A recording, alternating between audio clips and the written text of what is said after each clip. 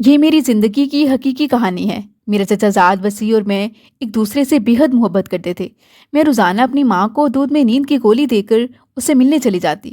پھر یہ ہونے لگا کہ میں زیادہ مقدار میں گولیاں دے کر رات کو وسیع کو اپنے گھر بلا لیتی۔ ایک رات جب وسیع ہمارے گھر میں تھا کہ اچانک دو انجان لڑکے ہاتھوں میں کچھ پکڑے ہمارے گھر میں داخل ہوئے، اور اگلے ہی لمحے کہ دیکھ کر میرے ہوش اڑ گئے کہ یہ کہانی حقیقت پر مبنی ہے، اور جن خاتون کی حقیقی زندگی سے تعلق رکھتی ہے میں انہیں کی زبانی بیان کر رہی ہوں۔ کہانی میں اصلی ناموں کی جگہ فرضی نام استعمال کیے گئے ہیں۔ چلیے کہانی شروع کرتے ہیں۔ میں والدین کی اکلوتی اولاد تھی۔ وسیع میرے چچا کا بیٹا تھا۔ میرے ابو کا شروع سے یہی ارادہ تھا کہ وہ میری شادی وسیع سے کریں گے۔ یہ بات بچپن سے میرے کان میں پڑ چکی تھی۔ تبھی باشعور ہوئی تو دل میں وسیع کے خیال کو بسا لیا۔ یہ بات سارے خاندان کو معلوم ہو چکی تھی۔ کزنس مجھے وسیع کے نام سے چھیڑتی۔ قسمت کی ستم ظریفی کہ انہی دنوں جب میری منگنی کی رسم کرنے وسیع کے والدین ہمارے گھر آنے والے تھے، میری والدہ اچانک ایک حادثے میں چل بسیں۔ وہ میری منگنی کے سلسلے میں کچھ شاپنگ کرنے بازار گئی ہوئی تھیں۔ ابھی راستے میں رکشے پر جا رہی تھی کہ ایک بس موڑ کاٹتے رکشے سے ٹکرا گئی، اور اس ٹکر نے انہیں سڑک پر اچھال دیا۔ رکشہ تو چور ہوا سو ہوا، ساتھ میری ماں بھی خال کے حقیقی کو پیاری ہو گئی۔ میں ماں باپ کی اکلوتی، کبھی پل بھر بھی ان سے جدا نہ ہوئی تھی کہ اب ایک ایسا دن بھی دیکھنا پڑ گیا تھا۔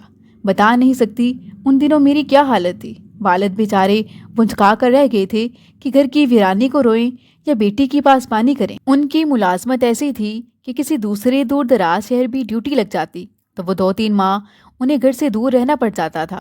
ان دنوں میری خالہ اور کبھی نانی میرے پاس آ کر رہتی۔ ابو کی یہی مجبوری تھی کہ میری خاطر انہوں نے دوبارہ گھر بسا لیا۔ گھر میں نئی ماں آ گئی، وہ جیسی بھی تھی۔ ان کے آ جانے سے میں گھر میں تنہا تو نہ رہی تھی۔ ان دنوں میں میٹرک کا امتحان دینے والی تھی جب والد صاحب نے دوسری شادی کی اور مجھے سوتیلی ماں کے ہاتھوں میں سونپ دیا، یہ کہہ کر کہ یہ میری بیٹی امانت ہے اور ہمارے گھر تھوڑے ہی عرصے کی مہمان ہے۔ میٹرک کرتے ہی میرا اس کی شادی کا ارادہ ہے، اس لیے اس کا تم نے بہت خیال رکھنا ہے۔ میں تمہاری ساری کوتاہیاں برداشت کر لوں گا، مگر فلزا کی دل آزاری کی تو ہرگز برداشت نہیں کروں گا۔ والد کی اس تنبیہ کو میری دوسری ماں نے دل پر لکھ لیا۔ بظاہر تو وہ مجھ سے ٹھیک طرح سے پیش آتی، مگر چاہتی یہ تھی کہ گھر کے کام کاج کا سارا بوجھ وہ مجھ پر لا دیں۔ پڑھائی کے بعد ذرا دیر کو آرام کرتی تو وہ کام پر لگا دیتی۔ اس بات پر والد صاحب بھی چپ رہتے تھے۔ وہ بھی سوچتے کہ اب سوتیلی ماں ہی مجھے گھرداری سکھا رہی ہے، اور چاہتے تھے کہ میں گھریلو کام کاج بھی سیکھ لوں، کیونکہ آنے والے دنوں میں سسرال میں یہی ہنر کام آنے والا تھا۔ جبکہ میری سگی ماں تو مجھے کسی کام کو ہاتھ نہ لگانے دیتی تھی۔ یہ ماں حسن سلوک میں مجھ سے اچھی تھی، لیکن نہ جانے کیوں وہ میری چچی اور خاص طور پر وسیع کو تو بالکل بھی پسند نہ کرتی تھی۔ 1-2 بار چچی سے بھی جھگڑ بیٹھی، اور یوں بہت جلد انہوں نے ان سے بگاڑ پیدا کر لیا، جس پر چچا نے بھی ان سے ذرا تلک لہجے میں بات کی تو وہ اور بھڑک اٹھی۔ اس وقت تو ابو پر بھی نویلی بیوی کا جادو چل چکا تھا، سو انہوں نے جا کر چچا کو خوب باتیں سنائیں، اور یوں بھائیوں میں نچاکی پیدا ہوگی، یہاں تک کہ دونوں نے آپس میں بات چیت تک بند کر دی۔ یوں وسیع کو بھی میری سوتیلی ماں نے گھر آنے سے روک دیا، گویا ہم دونوں کو ہی ایک دوسرے سے ملنے سے روک دیا گیا، کیونکہ مجھے بھی چچا کے گھر جانے کی اجازت نہ تھی۔ میں اور وسیع تو ایک دوسرے سے بات کیے بنا نہ رہ سکتے تھے، کیونکہ وہ تو تقریباً روز ہی کسی نہ کسی بہانے ہمارے گھر آیا کرتا تھا۔ میں سوچ بھی نہ سکتی تھی کہ کبھی ہماری زندگی میں ایسا دن بھی آئے گا کہ ہم ایک دوسرے کی ایک جھلک دیکھنے کو بھی ترسیں گے۔ امی زندہ تھیں تو اکثر ہمارے گھر آنا وسیع کا معمول تھا۔ وہ خاص طور پر اس کے لیے اس کی پسند کی کوئی چیز بنا کر رکھتی تھیں۔ وہ اس سے بہت پیار کرتی تھیں۔ ان کا کوئی بیٹا نہ تھا، اس لیے وہ وسیع کو ہی بیٹا کہتی تھیں کہ ایک تو میرا اس کے ساتھ رشتہ بھی ہو چکا تھا۔ چچی سے بھی میری ماں کی گاڑی چھنتی تھی، لگتا ہی نہیں تھا کہ دونوں دیورانی جٹھانی ہیں۔ لیکن ابو کی نئی آنے والی شریک حیات نے تو آتے ہی وسیع اور اس کی ماں کو ذہنی طور پر قبول نہیں کیا۔ وہ چچی کا اب اپنے گھر آنا بالکل پسند نہ کرتی تھی۔ بالآخر دونوں گھرانوں میں ایسی خلیج حائل ہو گئی کہ ہمارا ناطہ ٹوٹ گیا۔ میں اور وسیع چند دن تو بہت پریشان رہے، مگر پھر ہمت ہارنے کے بجائے ان رکاوٹوں کو دور کرنے کے بارے میں سوچنے لگے۔ ابو تو میٹرک کے بعد میری شادی کر دینا چاہتے تھے، لیکن اب تو رشتہ ہی کھٹائی میں پڑا تھا۔ لہٰذا میں نے وسیع کے مشورے سے بڑی مشکل سے ابو کو منا کر کالج میں داخلہ لے لیا تھا۔ اب ہم دونوں گھر سے نکل کر اپنے اپنے کالج سے چھٹی کرتے اور باہر ہی ایک دوسرے سے ملاقات کر لیتے، کیونکہ اس کے سوا ہمارے پاس اب ملاقات کا کوئی دوسرا راستہ نہ تھا۔ ایک روز اس بات کی بھنک پرنسپل کو ہوگی۔ انہوں نے میری ماں کو بلوایا اور میری شکایت کر دی۔ چھوٹے شہروں میں یوں بھی بات جلد پھیل جاتی ہے اور عزت کا مسئلہ سنگین صورت اختیار کر لیتا ہے۔ جب سوتیلی ماں نے کالج کی پرنسپل کی تنبیہ کے بارے میں میرے والد کو بتایا تو انہوں نے بہت حد تک محسوس کی، مجھے بھی خوب برا بلا کہا اور پھر کالج سے بھی اٹھا لیا، جبکہ پہلے ہی میں نے ان سے بہت منت سماجت کرنے کے بعد کالج میں داخلے کی اجازت لی تھی۔ کالج چھوڑ جانے کا مجھے بہت قلق ہوا۔ اس سے بھی زیادہ دکھ اس بات کا تھا کہ وسیع سے ملنے کا راستہ بند ہو گیا تھا۔ بتاتی چلوں کہ ہمارا اور چچا کا گھر ساتھ ساتھ تھا، بلکہ پہلے تو دادا کے زمانے میں ایک ہی گھر ہوا کرتا تھا۔ اب وسیع اپنے گھر کی چھت پر بھری دوپہروں کھڑا رہتا کہ میں آنگن میں نکلوں تو وہ میرا دیدار کر لے، لیکن ماں کی مجھ پر ہر وقت کڑی نگاہ رہتی۔ وہ مجھے اکیلے چھت پر بھی جانے نہ دیتی تھی۔ اب ہماری بات چیت تو بالکل جیسے ناممکن ہو گئی تھی۔ میری ماں کی سختی کے سبب وسیع کو اپنی تائی پہلے سے بھی زیادہ بری لگنے لگی تھی اور میں بھی ان کو ناپسندیدہ نظروں سے دیکھنے لگی۔ ایک روز جب کہ امی کی خالہ فوت ہوگی اور بیٹھے بٹھائے ان کو گھر سے جانا پڑ گیا، اس روز ہمیں ایک دوسرے سے بات کرنے کا موقع مل گیا۔ میں چھت پر پہنچ گئی اور وہ اپنی چھت پر۔ ہماری کافی دیر بعد ملاقات ہوئی تھی۔ وسیع نے مجھے سمجھایا کہ تم ہمت کرو، ورنہ یہ عورت ہم دونوں کو ہمیشہ کے لیے ایک دوسرے سے دور کر دے گی۔ میں نے پریشانی سے کہا، میں کیا ہمت کروں، کیا کروں آخر، جبکہ انہوں نے تو اب ابو کو بھی اپنا ہم خیال بنا لیا ہے۔ پھر وسیع کو بتایا کہ دراصل وہ میری شادی اپنے پہلے شوہر کے بیٹے انعام سے کروانا چاہتی ہیں، جو اپنے دادا دادی کے پاس رہتا ہے، کیونکہ انہیں ابو کے مکان اور جائیداد کا لالچ ہے، جس کی میں اکلوتی وارث ہوں، اور اسی وجہ سے چچی سے بھی انہوں نے جان بوجھ کر بگاڑ پیدا کر لیا ہے۔ یہ بات سن کر وسیع کو اور بھی غصہ آ گیا۔ کافی دیر ہم باتیں کرتے رہے۔ جب مجھے لگنے لگا کہ اب امی واپس لوٹ سکتی ہیں تو میں نے اسے کہا کہ اب میں چلتی ہوں۔ وہ مجھے بار بار روکنے کی کوشش کر رہا تھا کہ اب نہ جانے کب ہماری ملاقات ہو۔ جانے کو تو میرا بھی دل نہ چاہتا تھا۔ وہ مجھ سے کہنے لگا، جب تایا شہر سے باہر کی ڈیوٹی پر ہوں تم چھت پر آ کر مجھ سے ملنا۔ میں نے کہا کہ آپ جانتے ہیں کہ ممکن نہیں، امی ہر وقت میرے سر پر رہتی ہیں۔ انہوں نے مجھے تم سے ملتے دیکھ لیا تو ابو سے میری شکایت کر کے جلد میری شادی کا انتظام کر دیں گی۔ کچھ سوچنے کے بعد وہ کہنے لگا کہ تم ایک کام کرو، ان کو نیند کی گولی کھلا دینا اور اوپر آ جانا، پھر ہم مل کر سوچتے ہیں کہ سانپ کو اپنے درمیان سے ہٹانے کی بھی کوئی ترکیب کرتے ہیں۔ میں سمجھی کہ اس کی بات کا یہ مطلب ہے کہ کوئی تدبیر کر کے ہم اپنے اپنے باپ کو پھر سے صلح پر راضی کرتے ہیں۔ اس نے مجھ سے کہا کہ میں تمہیں نیند کی گولیاں لا دوں گا اور کسی روز یہاں تمہاری چھت پر رکھ دوں گا، تم کبھی موقع پا کر یہاں سے آ کر لے جانا اور اسے اپنے کمرے میں چھپا دینا۔ جب کبھی تایا ڈیوٹی پر گئے ہوں تو اپنی امی کو کسی طرح سے وہ گولی کھلا دینا اور یوں اوپر آ جانا۔ اب یہ ہوتا کہ جب ابو ڈیوٹی پر رات کو گھر سے باہر ہوتے، میں سوتیلی ماں کو دودھ میں نیند کی گولی گھول کر دے دیتی اور انہیں گہری نیند میں چھوڑ آدھی رات کو چھت پر چلی جاتی۔ یوں میری اور وسیع کی کئی ملاقاتیں ہوئیں۔ ان کی یہ عادت تھی کہ وہ رات کو سونے سے پہلے ایک گلاس دودھ پیتی تھی اور وہ دودھ انہیں میں ہی دیتی تھی۔ ہمارے اور وسیع کے گھر میں ایک ہی عورت کام کرتی تھی جس کا نام زلیخا مائی تھا۔ اس کو وسیع نے روپے پیسے سے رام کر کے میرا اور اپنا پیامبر بنا لیا تھا۔ اب جب اسے مجھ سے کچھ کہنا ہوتا، پرچے پر لکھ کر مائی زلیخا کو دے دیتا۔ وہ ان کے گھر کا کام کرنے کے بعد ہمارے گھر صفائی اور برتن دھونے آتی۔ وہ اس کا دیا پرچہ مجھے تھما دیتی۔ گھر سے اس طرح ہمارا رابطہ قائم تھا۔ ان دنوں موبائل فون تو کیا، ہمارے شہر میں عام ٹیلی فون کا بھی بہت کم رواج تھا۔ یہ نظام صرف ڈاک خانے یا پھر اہم مقامات تک ہی محدود تھا۔ ایک روز جب میں وسیع سے ملنے چھت پر گئی تھی، امی کی آنکھ کھل گئی۔ آدھی رات کو مجھے بستر پر نہ پا کر وہ مجھے گھر بھر میں تلاش کرنے لگی۔ ان کے قدموں کی آہٹوں نے ہم کو چکنا کر دیا۔ میں اب سخت پریشانی کا شکار تھی۔ دبے قدموں سیڑھیوں پر پہنچی اور جب وہ مجھے تلاش کرتی واش روم میں گھسی، میں بغیر آہٹ اس کمرے میں داخل ہوگی جہاں میرے ابو اپنا دفتری سامان رکھتے تھے۔ میں وہاں جا کر صوفے پر لیٹ گئی۔ جب امی کو میں گھر میں کہیں نہ ملی تو انہوں نے مجھے ایک بار پھر سے پکارا۔ وہ چھت پر بھی مجھے تلاش کرنے کے بعد نیچے آ چکی تھیں۔ ان کو یہ خیال نہ آیا کہ ابو کے دفتری سامان والے کمرے میں جہاں ان کی فائلیں وغیرہ ہوتی تھیں، میں آدھی رات کو جا کر لیٹ سکتی ہوں، کیونکہ وہاں تو دن کو بھی ابو کے سوا کوئی نہ جاتا تھا۔ وہ کمرہ ہماری گھر میں ابو تک محدود تھا اور ہمارے لیے جیسے غیر ضروری تھا، کیونکہ وہاں ان کی دفتری چیزوں کے علاوہ کچھ تھا ہی نہیں۔ اب امی کی مسلسل پکار پر میں نے اسی کمرے سے جواب دیا، میں ادھر ہوں، آپ کیوں مجھے اس طرح پکار رہی ہیں؟ انہوں نے کمرے میں آ کر لائٹ جلائی اور مجھے صوفے پر لیٹے دیکھ کر بولی، تم یہاں کیوں پڑی ہو؟ ادھر بلا تمہارا کیا کام؟ کیا یہ جگہ سونے کی ہے؟ ہر طرف تو کاغذ اور فائلیں ہیں، میں تمہیں سارے گھر میں ڈھونڈتی پھری ہوں، آخر تمہیں اس وقت یہاں آ کر لیٹنے کی کیا سوجی؟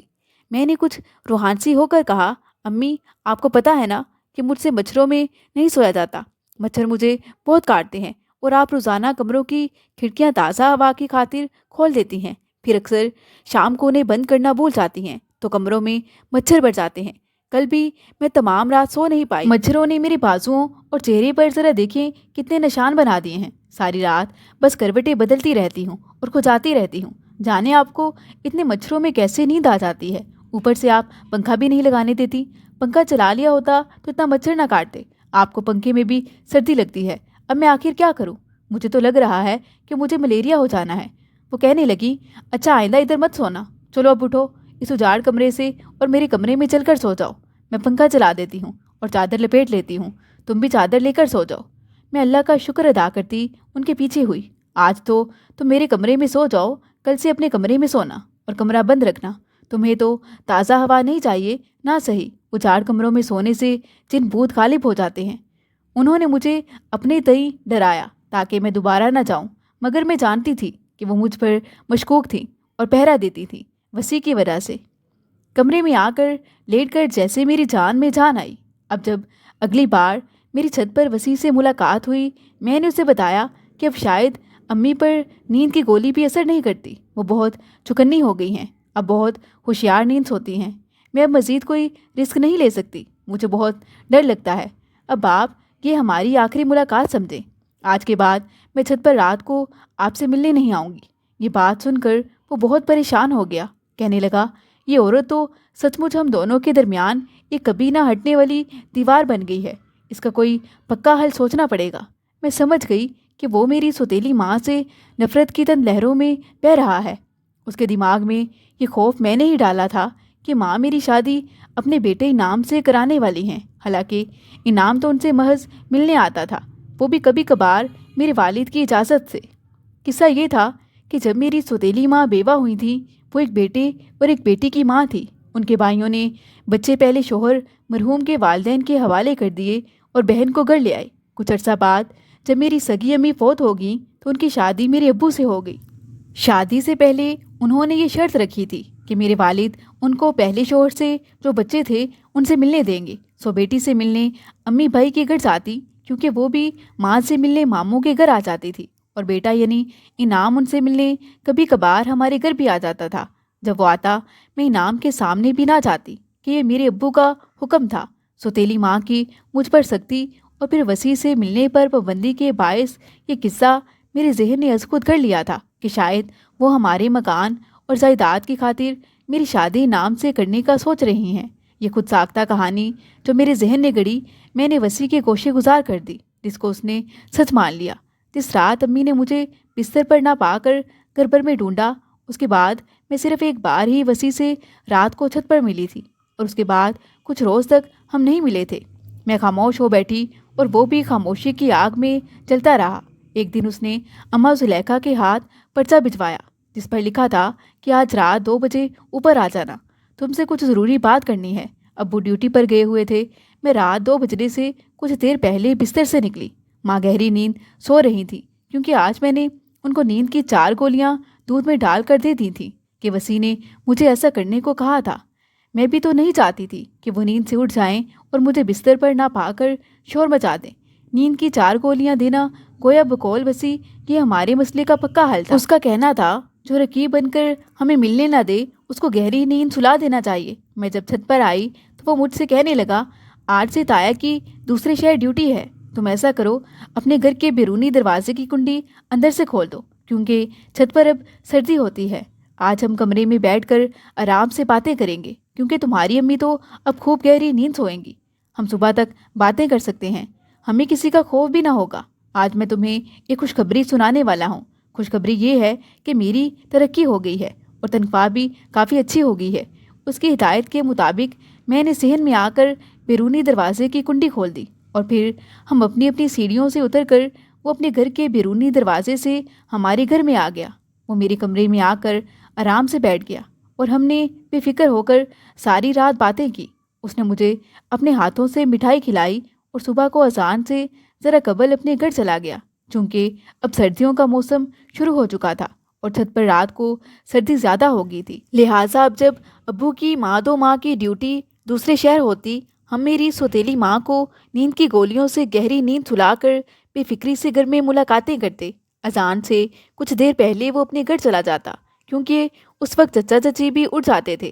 جب تک ماں 4 گولیوں سے گہری نیند سوتی رہیں، ہماری ملاقاتیں اسی طرح ہوتی رہیں۔ کچھ عرصے بعد جیسے ان 4 گولیوں نے بھی اثر کھو دیا، تب اتنی عقل ہی کہاں تھی، کیا خبر جعلی ہوتی تھیں یا کہ اصلی۔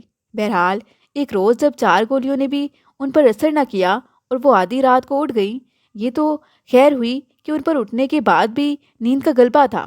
وہ اٹھ کر باتھ روم چلی گئیں اور پھر دوبارہ اپنے بستر پر آ کر سو گئیں۔ انہوں نے یہ پڑتال نہ کی کہ میں اپنے بستر پر موجود ہوں یا نہیں، وہ سیدھی باتھ روم سے اپنے کمرے میں بستر پر لیٹ گئیں۔ تاہم ہم نے انہیں باتھ روم جاتے دیکھ لیا تھا، سو کمرے میں ہی دم سادے رکھا۔ اس وقت دعا کی کہ اللہ پاک آج ہم رنگے ہاتھوں نہ پکڑ لیے جائیں۔ خیر اس رات خیریت گزری۔ ہوتا یہ تھا کہ امی نے ایک بلی پال رکھی تھی۔ وہ روزانہ اپنے گلاس سے کچھ دودھ اس کی پیالی میں ڈال دیتی۔ اس طرح ان کی بلی بھی گہری نیند سوئی رہتی اور وہ بھی۔ جس روز ان کی رات کو آنکھ کھلی، اس روز انہوں نے دودھ پیا ہی نہ تھا، بلکہ بلی کے لیے رکھ دیا تھا، اور پھر بعد میں وہ اس کی پیالی میں بھی ڈالنا بھول گئیں اور بستر پر لیٹتے ہی سو گئی۔ تبھی وہ آدھی رات کو اٹھ کر باتھ روم گئی تھیں۔ مجھے یہ معلوم ہی نہ تھا کہ اس رات انہوں نے دودھ نہ پیا تھا، اور ہم نے یہ سمجھ لیا کہ اب شاید 4 گولیاں بھی ان پر بے اثر ہو گئی ہیں۔ اب میں نے اگلی رات گولیوں کی مقدار اور زیادہ کر دی۔ تمام رات ہم نے خوب باتیں کی۔ صبح اذان سے کچھ پہلے وہ گھر گیا تو میں بھی سونے کو لیٹ گئی۔ اس روز رات بھر جاگنے کے باعث میری آنکھ بھی کافی دیر بعد کھلی، ورنہ پہلے تو امی بھی اٹھا ہی دیتی تھیں۔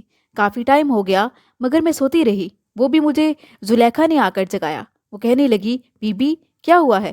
12 بج رہے ہیں اور آپ دونوں ماں بیٹی دن چڑھے تک سو رہی ہیں۔ بڑی آپا کو بھی آواز لگائی مگر وہ بھی نہ اٹھی۔ آپ کی طرف آئی تو آپ بھی آنکھیں موندے پڑی تھیں۔ میں نے پیروں میں چپل ڈالتے ہوئے کہا، لیکن میں تو تمہاری ایک آواز پر ہی اٹھ گئی ہوں نا۔ پھر اچانک جیسے مجھے کچھ یاد آیا اور میں نے حیرت سے پوچھا، مگر اماں تم گھر کے اندر آئی کیسے ہو؟ وہ کہنے لگی، آپ کا بیرونی دروازہ کھلا ہوا تھا، وہیں سے آئی ہوں۔ تبھی مجھے خیال آیا شاید رات کو میں وسیع کے جانے کے بعد دروازہ بند کرنا بھول گئی تھی۔ میں نے زلیخا اماں سے کہا، اچھا میں امی کو اٹھاتی ہوں۔ میں منہ دھونے کے بعد امی کے کمرے میں گئی، ان کو آواز دی تو وہ نہ اٹھیں، اور بلا کب جلدی اٹھنے والی تھیں، کیونکہ میں نے ان کو رات میں گولیاں جو زیادہ دی تھیں۔ سوچا کہ شاید اب آج شام سے پہلے اٹھنے والی نہیں ہیں، مگر میرا دل وہ ڈر بھی رہا تھا، کچھ سمجھ نہ آ رہی تھی۔ میں نے زلیخا سے کہا، تم آج کام کی چھٹی کر لو، میں خود کر لوں گی۔ اماں جا گئیں تو ان کے پتے میں درد شروع ہو جائے گا۔ رات بھی اچانک ان کے پتے میں درد شروع ہو گیا تھا، اسی باعث رات بھر نہ خود سوئیں اور نہ مجھے سونے دیا۔ صبح کے قریب بڑی مشکل سے آنکھ لگی ہے ان کی، تبھی ابھی تک سو رہی ہیں۔ تم ایسا کرو، کل آنا۔ ایک پرچہ بھی لکھ کر اسے دیا کہ اسے وسیع کو دے دینا۔ وہ پرچے کو مٹھی میں دبا کر چلی گئی۔ پرچے میں نے لکھا تھا، وسیع، کل میں نے امی کو گہری نیند سلانے کے واسطے جو گولیوں کی زیادہ مقدار دے دی تھی، وہ تو اب تک بے ہوش پڑی ہیں۔ تم آ کر ان کو دیکھو تو صحیح۔ میں گھر میں اکیلی تھی، اس لیے کچھ ہی دیر میں وہ آ گیا۔ ہم دونوں امی کے پاس گئے۔ اس نے ان کو ہلا جلا کر دیکھا مگر وہ نہ اٹھیں۔ میرا جیسے پریشانی سے برا حال ہو رہا تھا۔ اس نے ان کی ناک پر ہاتھ رکھا، نبض دیکھی، پھر کہنے لگا، کچھ نہیں ہوا ہے، بس گولیوں کے نشے کا اثر ہے، تھوڑا ٹائم اور دیکھ لیتے ہیں، 2-4 گھنٹے بعد شاید ہوش آ ہی جائے۔ مجھے کہنے لگا، ارے تم بے وقوف ہو فلزا، تم نے ان بیچاری کو اتنی زیادہ گولیاں کیوں دے دیں؟ پھر کہنے لگا، اچھا تم ان کو دیکھتی رہنا، میں کچھ دیر میں دوبارہ آؤں گا، اور ہاں فکر نہ کرو، یہ بے ہوش ہیں۔ یہ کہہ کر وہ تو چلا گیا، مگر مجھے تو چین نہ آ رہا تھا۔ تبھی خیال آیا کہ ان کی پالتو بلی نظر نہیں آ رہی۔ میں نے اپنے لیے چائے اور انڈا پراٹھا بنایا تھا، پھر ناشتہ کیا اور بلی کو دیکھنے نکلی تاکہ اس کو کھانا ڈالوں۔ सोचने लगी, जब अम्मी उठेंगी तो खफा होंगी कि मेरी बिल्ली को खाना क्यों नहीं डाला। सारे घर में ढूंढा मगर वो ना मिली। बताती चलूं कि हमारे घर के साथ ही एक हिस्सा मुर्गियों और बकरियों के लिए वालिद ने छोड़ा हुआ था। ये एक बीसेन था जिसका फर्श कच्चा था, उसको हम कच्चा ही कहते थे। अम्मी की बिल्ली की तलाश में मैं कच्चे की तरफ गई। वहाँ घर का काट कबाड़ पड़ा रहता था और चूहे वगैरह भी कभी कभार होते थे। चूहों की खटपट के बायस बिल्ली अक्सर इस काट कबाड़ में घुसी रहती थी। मैंने उसको पुकारा, वो कच्चे में भी मुझे कहीं नजर ना आई, वरना तो पुकारने पर जहाँ कहीं होती निकलकर सामने आ जाती थी। मैंने झुककर काट कबाड़ में पड़ताल की तो वो मुझे वहाँ पड़ी मिल गई। मैंने उसे लकड़ी से हिलाया मगर वो मर चुकी थी। गोया रात को अम्मी ने खुद दूध पिया और कुछ उसकी प्याली में भी डाला था। मैं सोच रही थी कि जो गोलियां वसी ने लाकर दी थी वो शायद कुछ ज़्यादा ही पावर वाली थी कि दूध पीने के बाद अम्मी और उनकी बिल्ली दोनों ही इतनी गहरी नींद सो गई थी। दरअसल अम्मी दिल की भी मरीज़ा थी। वो बेचारी गोलियों की इतनी मिकदार का नशा बर्दाश्त न कर सकी और रात को किसी वक्त उनकी हरकतें कल्ब बंद हो गई थी। मैंने उनकी जान लेने के इरादे से ऐसा ना किया था। मैं तो यही समझी कि गहरी नींद हो रही हैं। क्या खबर थी कि अवधि नींद हो चुकी हैं। शाम को वसी आया और अम्मी को देखा। मुझसे कहा कि ये तो अभी तक बेहोश हैं। फिर कहने लगा, मैं थोड़ी देर में डॉक्टर को लेकर आता हूँ। इस दौरान कोई आकर अम्मी का पूछे तो कहना कि तबीयत खराब थी इसलिए सो रही हैं। अम्मी अभी तक भी ना उठी थी। जब रात 12 बजे तक भी वसी ना आया तो मेरा जी घबराने लगा। दोबारा अम्मी के पास गई, उन्हें पुकारा, हिलाया झुलाया, मगर वो होती इस जहान में तभी तो जवाब देती। अब मुझे मुकम्मल तौर पर यकीन हो गया कि अम्मी फौत हो चुकी हैं। मैं परेशानी से रोने लगी मगर मुंह पर दुपट्टा रखकर धीमे धीमे कि आवाज़ बाहर न जाए। रात का 1 बजा था तभी दरवाजे पर खटका हुआ। मेरे कान तो दरवाजे पर ही लगे हुए थे। वसी के इंतज़ार में और खौफ के मारे मेरा बुरा हाल था। मैंने दरवाज़ा खोला। वसी ने मुझसे कहा कि तुम कमरे में चली जाओ और अंदर से कुंडी लगा लो। जब तक मैं ना कहूँ बाहर मत आना। मैं ताई को डॉक्टर को दिखा लूँ। मैं उन्हें अस्पताल ले जाऊँगा। मेरे साथ मेरे दोस्त भी हैं, उन्हीं की गाड़ी में ले जाना है। तुम सामने मत आना उन लोगों के। मैं कमरे में चली गई और अंदर से कुंडी लगा ली। वो अपने 2 दोस्तों को अंदर ले आया। उनके पास कुदालें थी। मैं ये सब खिड़की की ओर से देख रही थी। वो तीनों अम्मी के कमरे में गए। सब ने मिलकर उनको उठाया और कच्चे में ले गए। तजस्सुस के मारे मुझसे रहा ना गया था। मैंने हल्के से दरवाज़ा खोला और कच्चे में झांका। वो लोग सेहन में कुदालों से गड्ढा खोद रहे थे। ये देखकर तो मेरे पैरों से जैसे ज़मीन निकल गई। मैं समझ गई कि वो लोग अम्मी के तने मुर्दा को घर के अंदर ही कच्चे में गड्ढा खोद कर सपुर्दे खा कर रहे हैं। अम्मी वाकई मर चुकी हैं।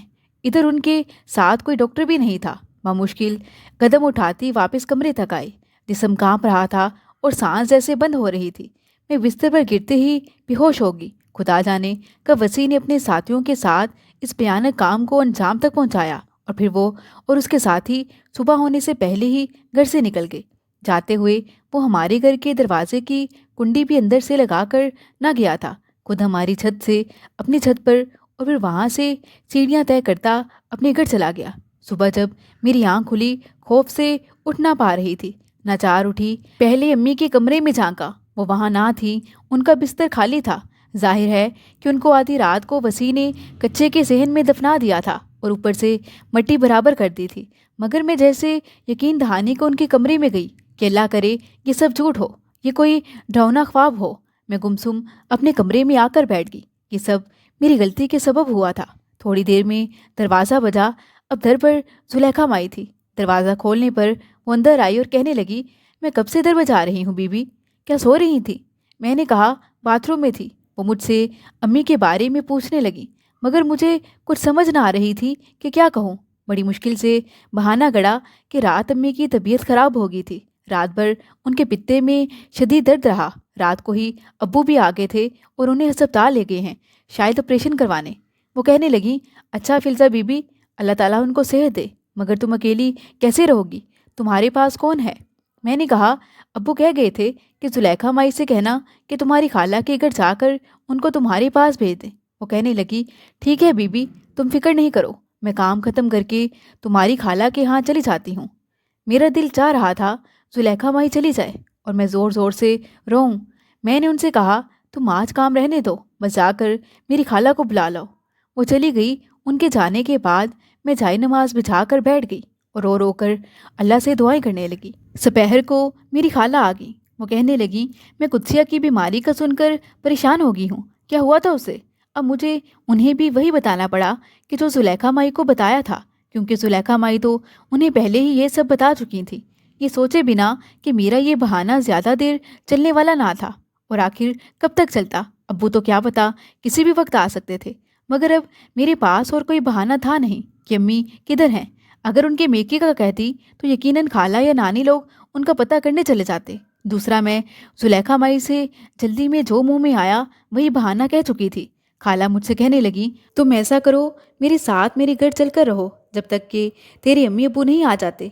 मैं तुम्हारी चच्ची के घर जाती हूँ, फिर हम घर को ताला लगा जाते हैं और चाबी उनको दे जाते हैं। मैं खाला से कहने लगी, खाला आप यहाँ मेरे पास रह जाए। वो कहने लगी, फिल्ज़ा बेटी, मैं यहाँ रात नहीं रह सकती। असल में तुम्हारे खालू की तबीयत ख़राब है, आदिल के भी नवी के पेपर्स हो रहे हैं। मैं उधर ना हुई तो उसने तो पढ़े बगैर ही पेपर्स दे देने हैं। तुम्हारे खालू के पास भी देखभाल को मेरे सिवा कोई नहीं है। मेरी असल में ये मजबूरी है। मुझे तो घर से ही वहशत हो रही थी, अब्बू से भी राब्ता ना कर सकती थी, और दूसरी तरफ उनका खौफ भी बहुत ज़्यादा था कि उनके आने से मेरा भांडा फूट जाना था। लिहाजा खाला की बात मान ली। उन्होंने मेरी चच्ची को जाकर बता दिया कि फिल्ज़ा के अब्बू आएँ तो कह देना कि उसकी खाला फिल्ज़ा को ले गई हैं। अल्लाह कुत्सी आपा को सेहतयाब करे और वो खैरियत से वापस आ जाएं।